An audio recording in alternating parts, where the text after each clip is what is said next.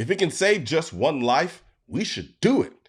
Joe Biden and the gun control lobby love saying this anytime they're trying to guilt trip you into passing more gun control laws. The story that we talked about where the CDC worked with gun control activists over a months-long process that eventually culminated in them scrubbing their website of the range of estimates for defensive gun uses per year. Naturally, that sparked a bit of a backlash among Republican lawmakers. The top lawmakers spoke to me about the response. House GOP Chairwoman Elise Stefanik, who's the number 3 ranking Republican for the soon-to-be majority, she came out and said that the CDC was acting as an arm of the Democratic Party and that this is part of the unconstitutional Biden gun-grabbing agenda. You had Senator Bill Cassidy from Louisiana, who he serves on the Senate Health, Education, Labor, and Pensions Committee, which directly oversees the CDC. He came out and said that it's completely unacceptable that they would scrub a government website of statistics and evidence that are inconvenient to one side's political narrative. However, on the low end, 60,000 people, and on the high end, 2.5 million people every year use a gun in self-defense. So while their anti-two-way gun control laws may save one life, and even that's debatable, the Second Amendment saves over tens of thousands of lives every year. The gun control lobby hates that self-defense stat, and they hate it for 2 reasons. First reason is because they can't counter it. It's simple logic. More people are using guns in self-defense compared to the supposed number of lives saved by gun control laws. The second reason they hate that stat is because those numbers come from the CDC. At least they used to. You see, the gun control lobby hated that stat so much, they literally pressured the CDC to remove that stat from the CDC website because the stat was making it harder for the gun control lobby to get their gun control laws passed. Mark Bryant, who runs the Anti-Gun Gun Violence Archive, sent the CDC an email saying, and I quote, "That 2.5 million number needs to be killed, buried, dug up, killed again, and buried again." He goes on to say, put simply, in the time that study has been published as a CDC study, gun violence prevention policy has grounded to a halt, in no small part because of the misinformation that small study provided. Keep in mind that these were stats sourced from a CDC commissioned study. But here's the crazier thing.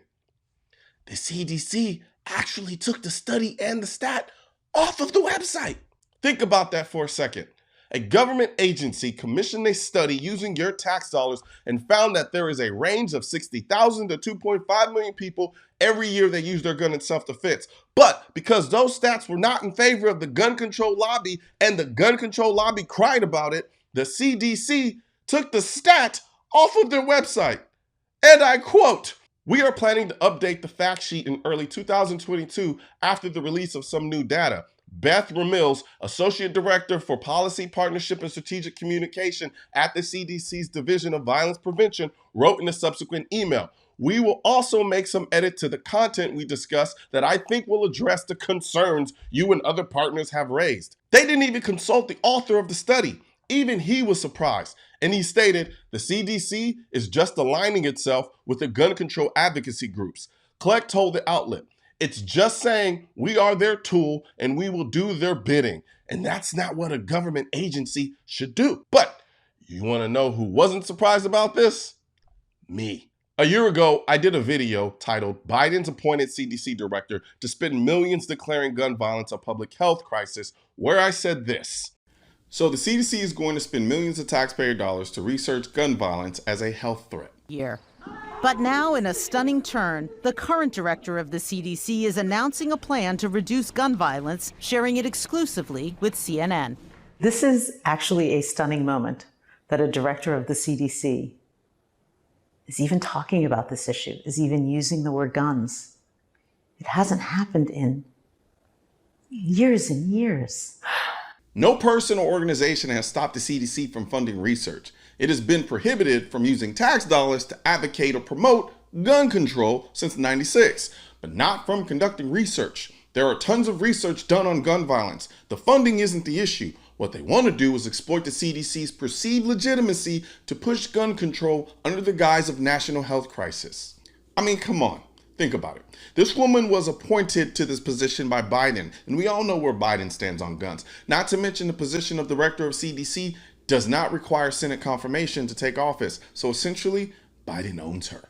So forgive me for not being super optimistic about the fact that this person who owes her position to one of the most anti-gun presidents in our recent history is now going to try to use the perceived legitimacy of the CDC to research the gun violence epidemic. And I'm using air quotes because I've already done a video titled "The Truth About Gun Violence by the Numbers," proving that the US does not have a gun violence problem, much less a gun violence epidemic. But if you think for 1 second that she and the CDC are not going to push gun control under the guise of public health, you're fooling yourself. Now fast forward to 2022, and now the CDC is removing its own commission study that counters the gun control lobby's narrative from its website. Even Ray Charles could have seen what is going on here. Joe Biden and the gun control lobby don't want any meaningful discussion about guns. They don't care about the facts unless it's in their favor. And when the facts aren't in their favor, they try to hide the facts. That's how these people function. To them, the means justify the ends, and their end is control over you. That's why it's called gun control. They only changed it to gun safety because people were realizing that the goal of gun control is to control you. They were there to advocate for gun safety. They don't even call it gun control anymore. It's gun safety. And now it's gun violence prevention. You know, you keep making it more obvious that it's something we should do. That is how shifty and deceptive these people are. Stop voting for these people and protect your Second Amendment rights, because once they're gone, you don't get them back. Right now, there's a culture war against the Second Amendment, which is why I need your help spreading our message to counter their message. You can help do this by leaving a comment, sharing this video, and click the bell and subscribe button. Let my voice be your voice, and let them know you want to keep America tactical, because the right to keep and bear arms shall not be infringed wasn't a suggestion, it was a directive. Also, if you're wondering where to purchase your AR-15s are essential, I will not comply. I am the militia, the new Draco design, and your state-specific Keep America Tactical shirt. Click the link under the Keep America Tactical in the description section.